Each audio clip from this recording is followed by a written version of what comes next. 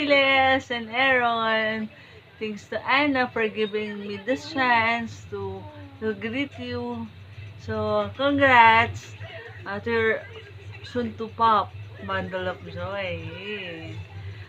Hindi ka nagkukwento ha.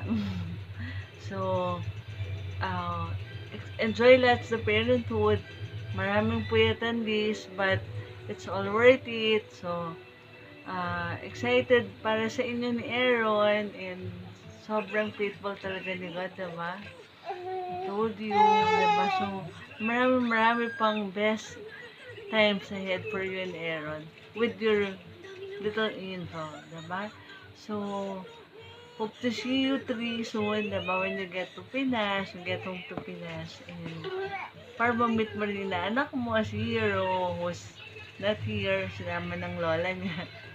And so, basta stay sweet, stay pretty, and welcome to the motherhood. Miss and love you. Bye!